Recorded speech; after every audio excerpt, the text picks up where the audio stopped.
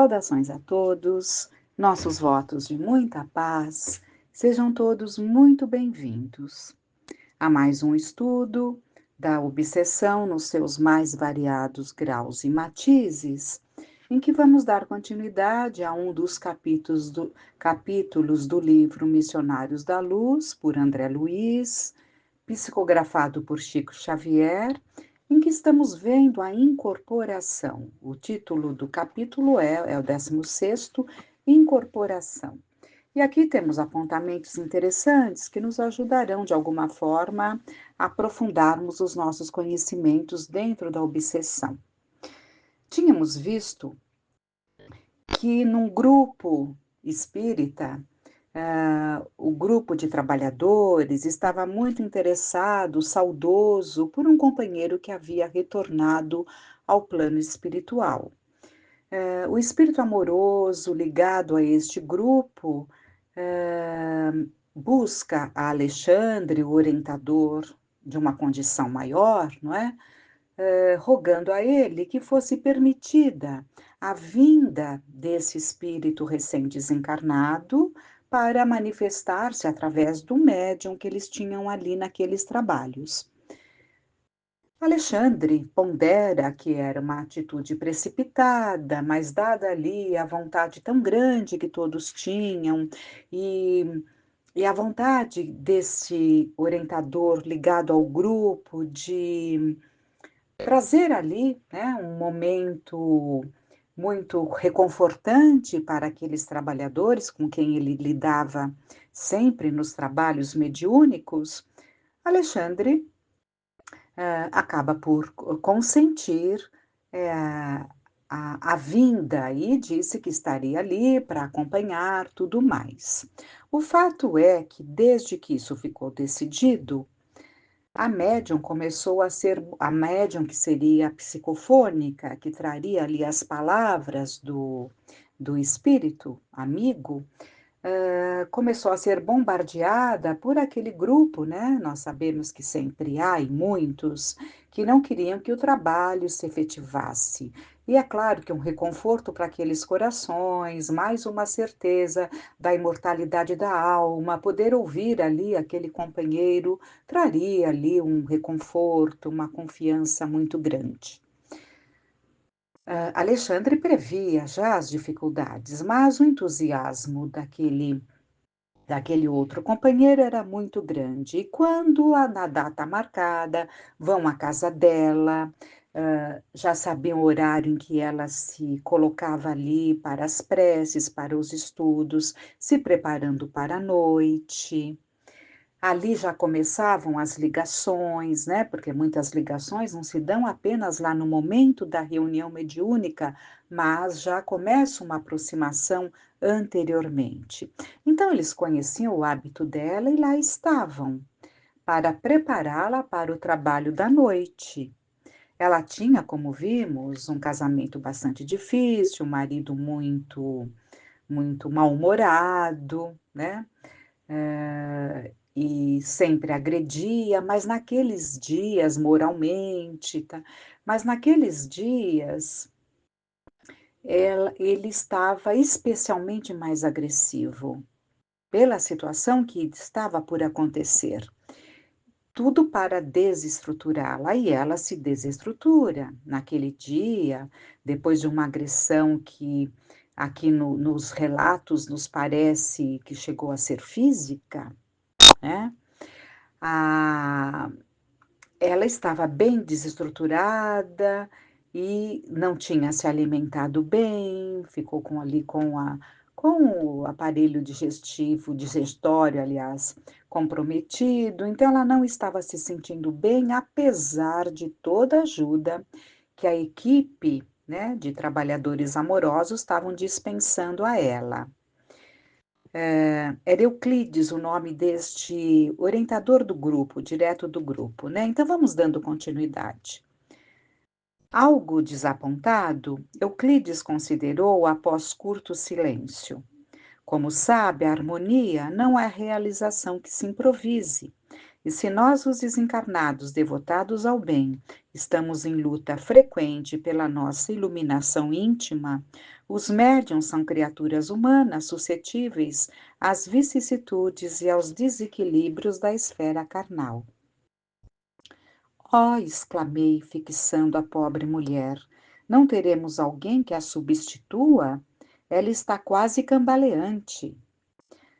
Todos os serviços exigem preparo, treinamento, observou o meu interlocutor sensatamente.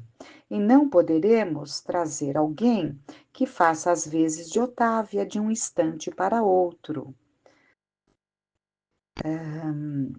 Aí o André Luiz continua. Não supõe que ela deveria ser feliz para ser mais útil? Indaguei. Quem sabe, respondeu Euclides, com intenção. A mediunidade ativa e missionária não é incompatível com o bem-estar e, a rigor, todas as pessoas que gozam de relativo conforto material poderiam disputar excelentes oportunidades de serviço em seus quadros de trabalho e edificação. Entretanto, as almas encarnadas, quando favorecidas pela tranquilidade natural da existência física, se mantêm na região de serviço comum, que lhes é própria às necessidades individuais. E como o cumprimento do dever com exatidão já representa grande esforço, raramente ultrapassam a fronteira das obrigações legítimas em busca do campo divino da renunciação. A luta intensiva, porém, dilata as aspirações íntimas. O sofrimento, quando aceito à luz da fé viva, é uma fonte criadora de asas espirituais. A essa altura dos esclarecimentos fraternos, o companheiro sorriu e observou. Formulando semelhantes considerações, não queremos dizer que a mediunidade construtiva deva ser apanágio dos corações algemados à dor. Isso não. As missões da espiritualidade superior pertencem a todas as criaturas de boa vontade. Apenas expressamos a nossa convicção de que almas existem fervorosas no ideal do bem e da verdade, que se valem dos obstáculos para melhor escalarem o monte da redenção divina. A dona da casa terminar a tarefa de aprontar, então agora já vai descrever, né? Mas deu para nós entendermos que o excesso de tranquilidade acaba afastando aquele que poderia ser um servidor no bem. Né? Com isso, ele não quis dizer que há necessidade da dor para se entregar ao trabalho no bem, mas ele ressalta que a dor faz com que busquemos o alto, né? E com isso almejemos os ideais mais nobres. E continuando no texto, a dona da casa terminara a tarefa de aprontar o jantar humilde e, antes que o esposo voltasse ao lar, dirigiu-se ao quarto íntimo, em que, conforme a notificação de Euclides, costumava fazer as suas preces preparatórias. Penetramos o aposento em sua companhia. Euclides acomodou Dionísio ao lado dela. Dionísio é o companheiro que retornou ao plano espiritual e que terá a oportunidade da comunicação. Então, Euclides acomodou Dionísio ao lado dela, e enquanto a médium se concentrava em oração, o dedicado amigo aplicava-lhe passes magnéticos, fortalecendo os nervos das vísceras e ministrando, ao que percebi, vigorosas cotas de força, não somente às fibras nervosas, mas também às células gliais, né? Que seriam, na nota, nós temos um conjunto de células de sustentação do tecido nervoso, formado por células não nervosas, tais como os astrócitos e micrócitos, por exemplo. Dona Otávia pedia a Jesus bastante energia para o cumprimento de sua tarefa, comovendo-nos a sua rogativa silenciosa, simples e sincera. Meditou na promessa que os amigos espirituais haviam levado a efeito na véspera, relativamente à comunicação de Dionísio, recém-desencarnado. Procurava dispor-se ao concurso mediúnico eficiente, tentando isolar a mente das contrariedades de natureza material. Aos poucos, sob a influenciação de Euclides, formou-se um laço fluídico que ligou a médium ao próximo comunicante. O companheiro que preparava o trabalho recomendou ao amigo desencarnado falasse a Dona Otávia com todas as suas energias mentais, organizando o ambiente favorável para o serviço da noite. Dionísio começou a falar-lhe de suas necessidades espirituais, comentando a esperança de fazer-se sentir junto da família terrena e dos antigos colegas de aprendizado espiritualista. Notando eu que a médium lhe registrava a presença e a linguagem em forma de figuração e lembrança, aparentemente imaginárias, na esfera do pensamento. Observei com interesse a extensão da fronteira vibratória que nos separa dos espíritos encarnados, porquanto, nos achando ali, em frente de uma organização mediúnica adestrada, precisávamos iniciar o trabalho de comunicação como quem estivesse muitíssimo distante, vencendo devagarinho os círculos espessos de resistência. Mesmo ela já sendo adestrada, como o André Luiz coloca aqui, né? Mas trazia ali ainda fragilidades a ponto de lembrar-se dele, mas não perceber que ele estava insuflando aqueles pensamentos para que já ficassem ligados, para que facilmente ela decodificasse o seu pensamento no momento da psicofonia, né? Para já estar registrado as suas intenções, seus sentimentos, mas ela ouvia, pelo que André Luiz percebeu, como se figurava isso como uma lembrança. Então, ainda a situação estava delicada para o momento da manifestação. Longo tempo durou o singular diálogo, reconhecendo que, ao fim da interessante conversação prévia entre a médium e o comunicante, palestra essa que foi plenamente orientada pelo tato fraterno de Euclides em todas as minúcias, Dona Otávia parecia mais ambientada com o assunto, aderindo com clareza ao que Dionísio pretendia fazer. Então, depois ali de um trabalho nesse sentido, ela consegue se conectar melhor. Tudo ia bem, e não me cansava de admirar aquele inesperado serviço de preparação mediúnica, quando aconteceu alguma coisa mais grave. O dono da casa chegava de volta, quebrando de modo violento a tranquilidade das vibrações em que nos mergulhávamos. Vociferando logo a entrada, obrigou a esposa a levantar-se de súbito. O infortunado senhor semelhava-se a um brutamonte, nas suas características de tirano doméstico. Algumas entidades galhofeiras e perversas constituíam-lhe o séquito. Estavam junto dele. Dona Otávia serviu o jantar, fazendo prodígios no campo da paciência evangélica. Fim da refeição muito simples, a que compareceu o esposo junto de 2 filhos maiores, a nobre senhora falou ao marido em particular. Leonardo, como você sabe, irei hoje à reunião, saindo antes das 8. Que? Exclamou o interlocutor, encharcado de vinho, a cofiar os bigodes grisalhos. A senhora hoje não pode sair, nada de sessões, hoje não. Impressionado com aquela atitude intempestiva, Perguntei a Euclides, que seguia a cena, muito calmo. E agora? Já previa a ocorrência, redarguiu-me, com manifesta tristeza no olhar, e pedi a uma de nossas irmãs trouxesse até aqui uma tia do bulhento Leonardo, que intercederá a favor de nossos desejos. Não devem tardar. Trata-se de pessoa a que se renderá sem esforço.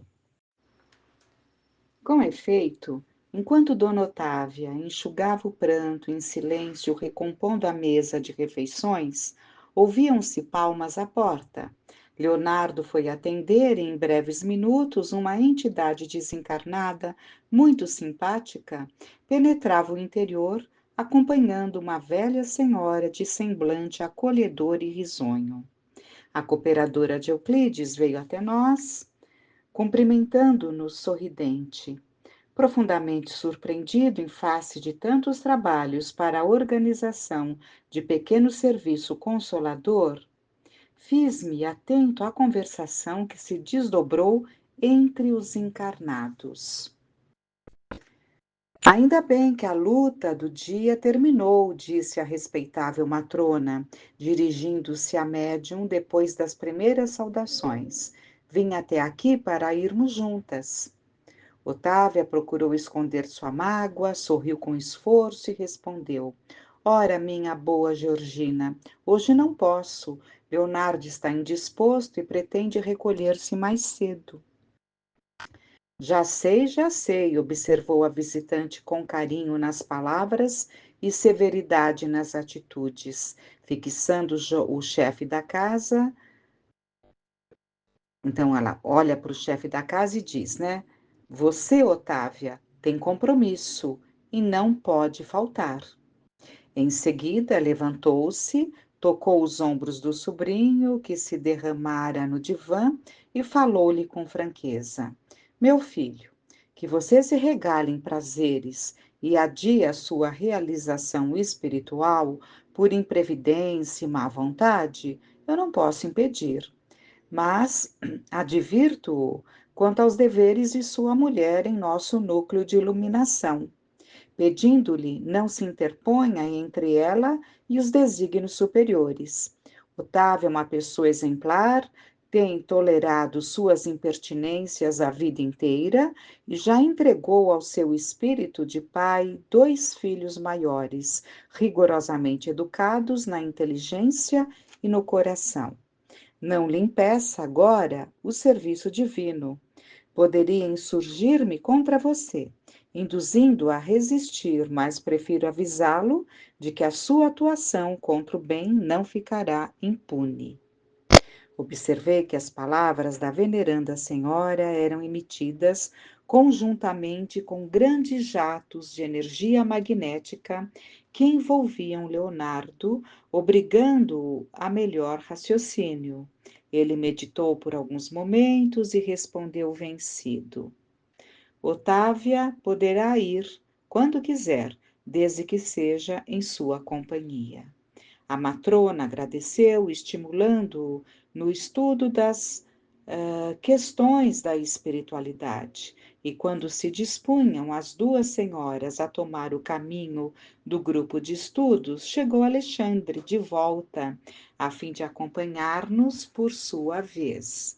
O Alexandre, né, aquele espírito de muita condição que coordena todos esses trabalhos de vários grupos. Reconheci que o instrutor notou de relance o estado de abatimento da médium, percebendo as dificuldades que se opunham à prometida comunicação de Dionísio, mas longe de se referir às advertências da véspera, ele próprio agora era quem se mostrava mais otimista, estimulando ao que notei o entusiasmo de Euclides a serviço do bem. Atingimos o vasto salão daquela oficina de espiritualidade precisamente às 19h45.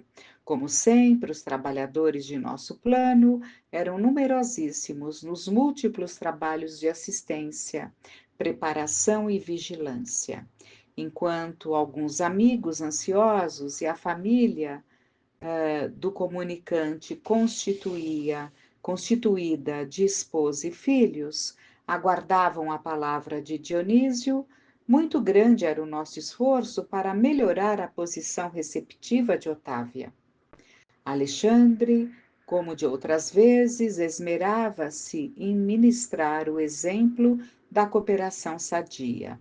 Determinou que alguns colaboradores dos nossos auxiliassem o sistema endócrinico de maneira geral e proporcionassem ao fígado melhores recursos para a normalização imediata de suas funções, estabelecendo-se determinado equilíbrio para o estômago e intestinos em virtude da necessidade do momento, para que o aparelho mediúnico funcionasse com a possível harmonia. Às 20 horas, reunida a pequena assembleia dos irmãos encarnados, foi iniciado o serviço com a prece comovedora do companheiro que dirigia a casa. Então, o dirigente encarnado fez a prece, né? Nós vimos todos os cuidados com o aparelho, com o corpo físico, né? Especialmente em determinadas áreas, vimos ali o fígado, né? Provavelmente ela emitiu vibrações de raiva, acredito eu, né? Diante das agressões do marido, e essas situações todas alcançam muito o nosso fígado, né? Então, todos os cuidados foram tomados para atenuar os estragos.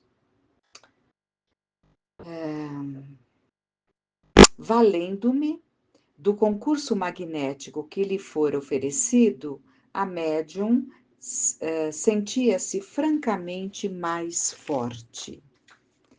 Mais uma vez, contemplava admirado o fenômeno luminoso da epífise, que acompanhava o valioso trabalho de Alexandre na técnica de preparação mediúnica, reparando que ali o incansável instrutor se detinha mais cuidadosamente na tarefa de auxílio a todas as células do córtex cerebral, aos elementos do centro da linguagem e às peças e músculos do centro da fala.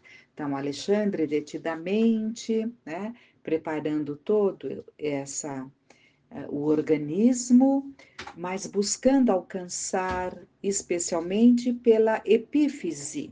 Nós sabemos que a epífise é o centro, é o órgão, né? Na, é o órgão, me fugiu agora o nome, né? A glândula pineal, que é a epífise, é a glândula de comunicação com o plano espiritual. Por isso que ele se detinha ali cuidadosamente, demoradamente, magnetizando a epífise e caminhando também pelo centro da linguagem, pelo centro da fala. Terminada a oração e levado a efeito o equilíbrio vibratório do ambiente, com a cooperação de numerosos servidores do nosso plano, Otávia foi cuidadosamente afastada do veículo físico em sentido parcial, aproximando-se Dionísio, que também parcialmente começou a utilizar-se das possibilidades dela. Otávia mantinha-se a reduzida distância, mas com poderes para retomar o corpo a qualquer momento em que um impulso próprio, guardando relativa consciência do que estava ocorrendo, enquanto que Dionísio conseguia falar de si mesmo, mobilizando, no entanto, potências que não lhe pertenciam e que deveria usar cuidadosamente sob o controle direto da proprietária legítima e com a vigilância afetuosa de amigos e benfeitores que lhe fiscalizavam a expressão com o olhar, de modo a mantê-lo em boa posição de equilíbrio emotivo. Então, Vamos observando toda essa situação e entendendo que aqui seria uma manifestação de um espírito em condições normais. Mas quantas vezes, nas sessões de desobsessão, os médiuns precisam estar preparados para ser instrumento de manifestações, muitas vezes de espíritos em profundas dificuldades, em altíssimos graus de agressividade, de ferocidade. Então, daí o preparo dos médiuns, né? Aqueles que mais se entregam ao trabalho, trazendo as modificações para as suas vidas, a transformação para melhor, né, no seu dia a dia, vai se colocando em condições de dar abertura para espíritos com maiores dificuldades, porque nem sempre o médium tem condição de dar passividade a espíritos muito enfurecidos. Poderia trazer danos. Então, daí a necessidade da preparação, né? Por ora, vamos ficar com essas reflexões e continuaremos entendendo esse processo da incorporação, para que entendamos que aqui no caso não seria uma incorporação de espírito obsessor, mas os moldes são os mesmos, a ligação se dá da mesma forma, né? E tudo se reverte em aprendizado para que compreendamos como a célula do médium psicofônico é uma célula importante no trabalho de desobsessão, porque traz a possibilidade do diálogo, do intercâmbio, né? Então, vamos meditar, refletir, que fiquemos em paz, que Deus, nosso Pai, Jesus, nosso Mestre, a equipe de espíritos amorosos nos assistam, nos abençoem, com muita gratidão. Que fiquemos em paz.